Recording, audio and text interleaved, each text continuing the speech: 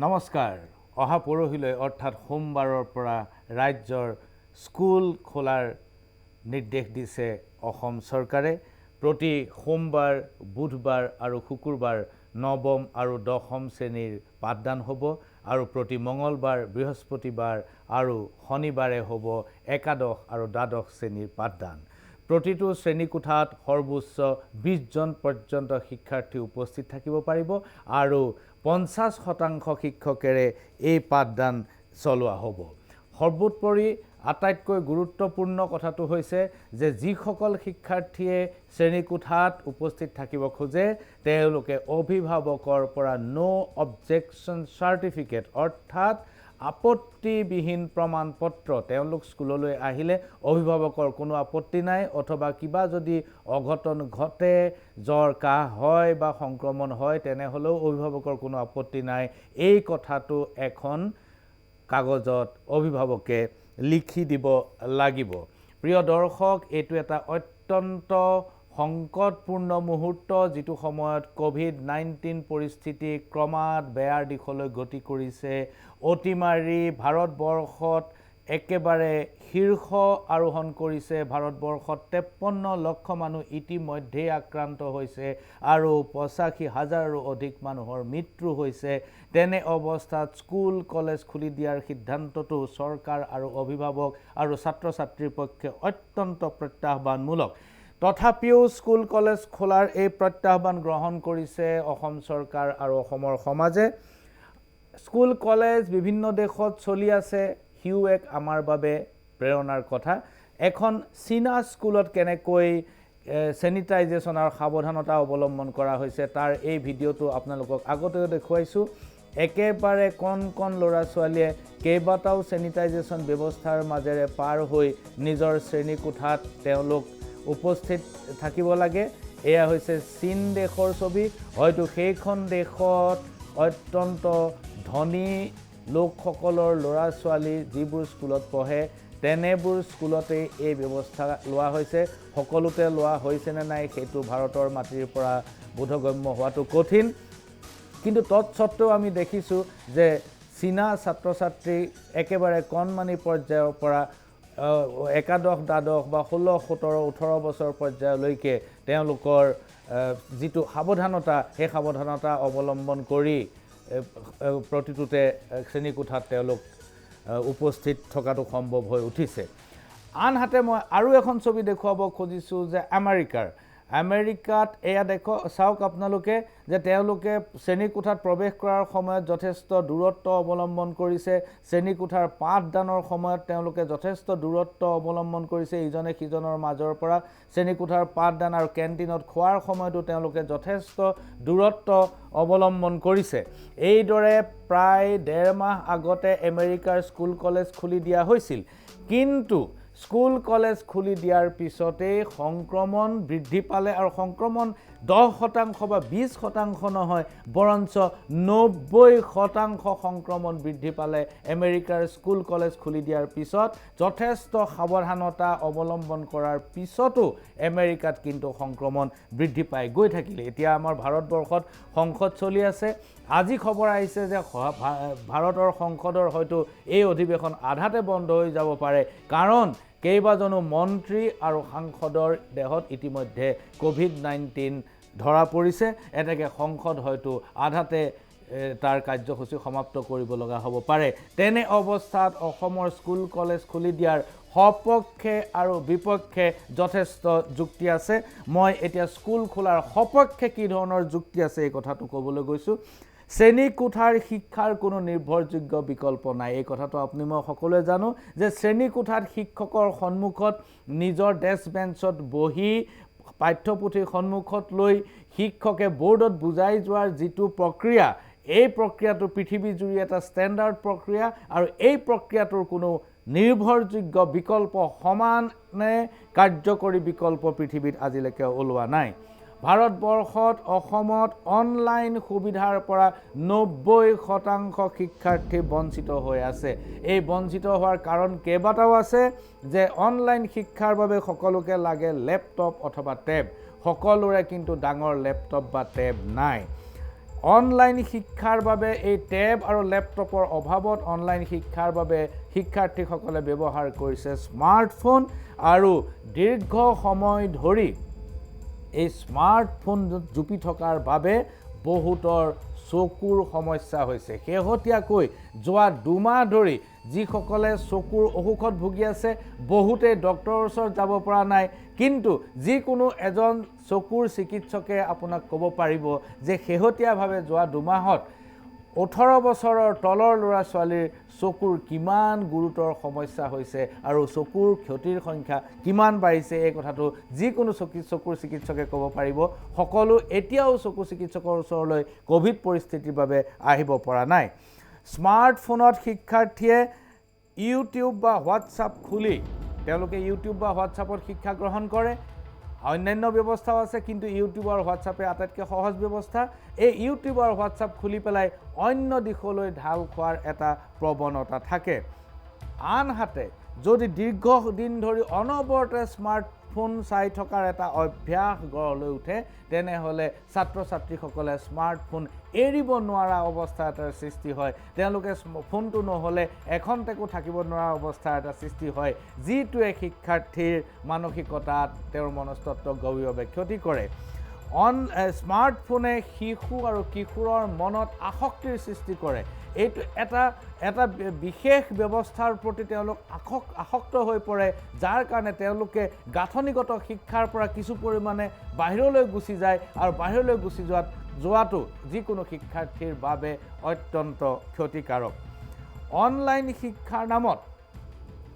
সাধাৰণতে আমাৰ কি হৈছে খুব বেছি ধনী যিবোৰ স্কুল তেওঁলোকে লাইভ শিক্ষা দিছে তেওঁলোকে বিভিন্ন অনলাইন ব্যৱস্থা টেলিভিছন সেটত তেওঁলোকে দেখুৱাই আছে বা কম্পিউটাৰ দেখাই আছে কিন্তু সৰহ সংখ্যক বেচৰকাৰী স্কুলতেই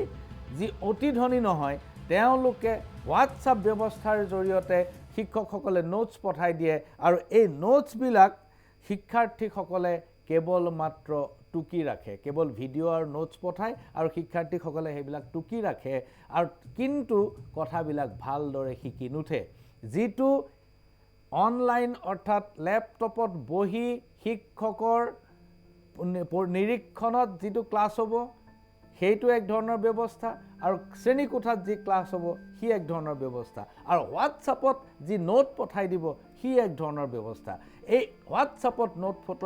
পঠোৱা ব্যৱস্থাটোৰ পৰা ছাত্ৰ ছাত্ৰীয়ে বৰ ভালকৈ বিষয়বস্তুবোৰ শিকি নুঠে প্ৰতিদিনে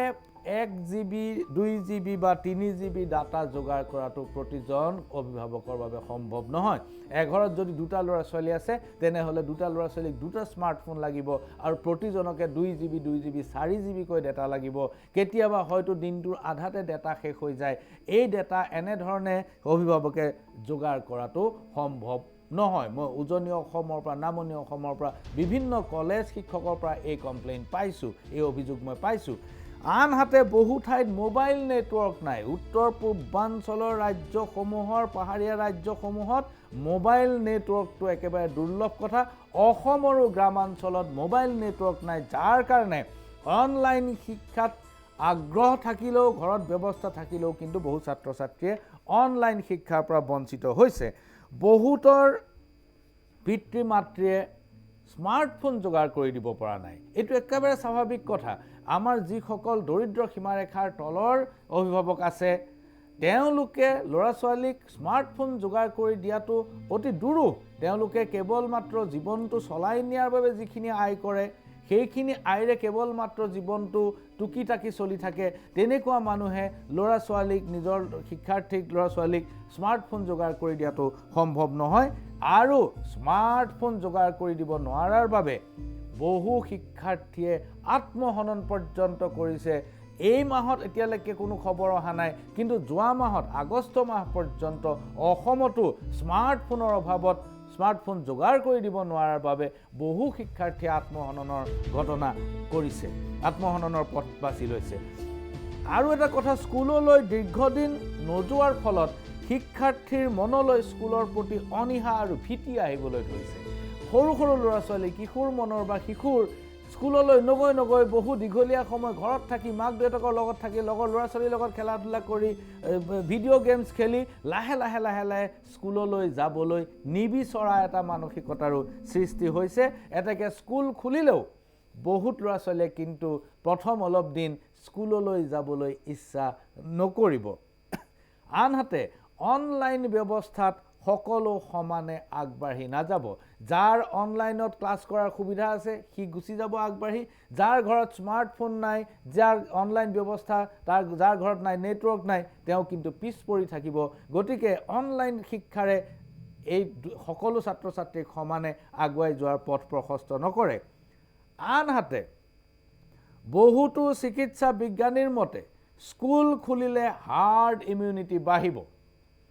হাৰ্ড ইমিউনিটি বাঢ়িব মই এইখিনিতে কৈছোঁ যে ফলত এই যে সমানে আগবাঢ়ি যাব নোৱাৰিলে এচাম ছাত্ৰ ছাত্ৰীৰ মনত হীনমন্যতাৰ সৃষ্টি হ'ব। আৰু বহুতো চিকিৎসা বিজ্ঞানীৰ মতে যে স্কুল খুলিলে গোটেই বিদ্যালয় শ্ৰেণীকোঠাত হাৰ্ড ইমিউনিটি বাঢ়িব। হাৰ্ড ইমিউনিটি মানে সামূহিক প্ৰতিৰোধ ক্ষমতা। অৰ্থাৎ যদি এখন সমাজৰ এটা গ্ৰুপৰ, এখন দেশৰ, এখন ৰাজ্যৰ যদি 60% ওপৰ মানুহ যদি আক্ৰান্ত হয়, তেওঁলোকৰ যদি শৰীৰত এণ্টিবডি ধৰা পৰে, তেনেহ'লে সেইটো হাৰ্ড ইমিউনিটি বুলি কোৱা হয়। সামূহিক প্ৰতিৰোধৰ সৃষ্টি হ'ব, যাৰ ফলত কৰোনাৰ সংক্ৰমণ ক্ৰমাৎ কমি আহিব। আমাৰ যিটো এচেণ্ডিং গ্ৰাফ ওপৰলৈ গৈ থকা গ্ৰাফটো ক্ৰমাৎ সি নিম্নগামী হ'ব। হাৰ্ড ইমিউনিটিৰ ওপৰত এতিয়া কিন্তু ভাৰতবৰ্ষৰ জনগণ, চৰকাৰ সকলো নিৰ্ভৰশীল। বাকী ব্যৱস্থাসমূহ কিন্তু ফলপ্ৰসূ হৈছে বুলি এতিয়াই দাবী কৰিব পৰা হোৱা নাই। গতিকে হাৰ্ড ইমিউনিটি হৈছে আমাৰ একমাত্ৰ আৰু শেষ লক্ষ্য। গতিকে বহু বিজ্ঞানীয়ে ভাবিছে যে স্কুল খুলি দিয়াৰ লগে লগে হাৰ্ড ইমিউনিটিৰ সৃষ্টি হ'ব, আৰু হাৰ্ড ইমিউনিটিৰ সৃষ্টি হ'লে তেতিয়া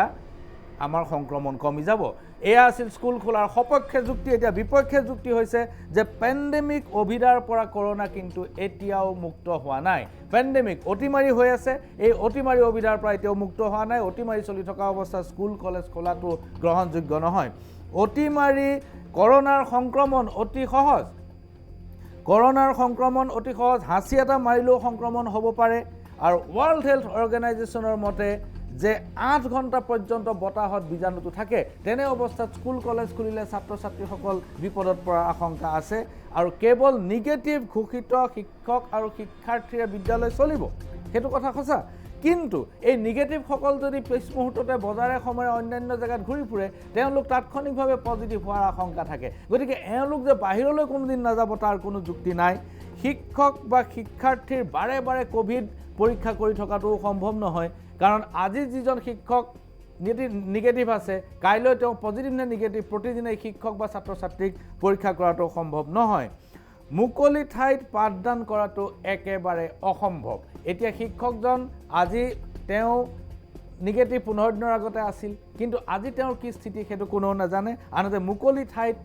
কেতিয়া পাঠদান কৰাটো অসমত প্ৰায় অসম্ভৱ। অভিভাৱকে NOC কিয় দিব লাগিব? NOC কিয় দিব? তেওঁ কি ৰিস্কত NOC দিব? কেনেকৈ দায়িত্ব ল'ব? ৰোগীৰ ক্ষেত্ৰত NOC দিয়া হয় যেতিয়া তেওঁক এনাস্থেচিয়া দিয়া হয়, সংজ্ঞাহীন কৰা হয়, অস্ত্ৰোপচাৰৰ বাবে যায়, তেতিয়া অভিভাৱকে NOC দিয়ে। কিন্তু সম্পূৰ্ণ সুস্থ ছাত্ৰ ছাত্ৰীক স্কুললৈ পঠাবলৈ কিয় NOC দিব? এতিয়া অভিভাৱকসকলৰ মনত এই এটা দুদুল্যমানতাত ভুগিছে। এতিয়া স্কুল খোলাৰ আগতে ল'ৰা ছোৱালী স্কুললৈ পঠোৱাৰ আগতে অভিভাৱকে ন্যূনতম কিখিনি কথা জানিব লাগিব, সেই কথা মই আলোচনা কৰিব খুজিছোঁ। 1 নম্বৰ কথা যে অভিভাৱকে জানিব লাগিব যে শ্ৰেণীকোঠালৈ 20 জনতকৈ যদি বেছি শিক্ষাৰ্থী আহিল তেতিয়াহ'লে কৰ্তৃপক্ষই কি ব্যৱস্থা গ্ৰহণ কৰিব। 21 নম্বৰ শিক্ষাৰ্থীজনৰ ক্ষেত্ৰত কি ব্যৱস্থা হ'ব? তেওঁ ঘৰলৈ ঘূৰাই পঠাব নে শ্ৰেণীকোঠাতে তেওঁক থাকিবলৈ দিব? যদি ঘূৰাই পঠায় তেওঁ কিয় যাব, আৰু কোনজনক ঘূৰাই পঠাব সেই কথাটো নিশ্চিত কেনেকৈ কৰিব? অভিভাৱকে জানিব লাগিব যে শ্ৰেণীকোঠাবোৰ ইতিমধ্যে চেনিটাইজ কৰা হৈছে নে নাই। এই কথাটো স্কুল কৰ্তৃপক্ষই অভিভাৱকক নিশ্চিত কৰিব লাগিব। প্ৰতিদিনে কিমানবাৰ চেনিটাইজ কৰিব লাগিব, এই কথাটো এটা বিজ্ঞানসন্মত ধাৰণা আমাৰ মনত সৃষ্টি হ'ব লাগিব। কাৰণ অভিভাৱকে ক'ব যে কালি ৰাতিয়ে চেনিটাইজ কৰিছা, আজিতো কৰা নাই, অথবা দুপৰীয়াতে কৰিলা, সন্ধ্যাটো কৰা নাই। এনেধৰণৰ অভিযোগ প্ৰতি অভিযোগ বাৰম্বাৰ আহি থকাৰ আশংকা আছে। শিক্ষকজন যিজনে পঢ়াব তেওঁ 15 দিনৰ আগতে নিগেটিভ আছিল কিন্তু আজি তেওঁ পজিটিভ নে নিগেটিভ বা অহা সোমবাৰে তেওঁ পজিটিভ নে নিগেটিভ সেই কথাটো কেনেকৈ নিশ্চিত কৰিব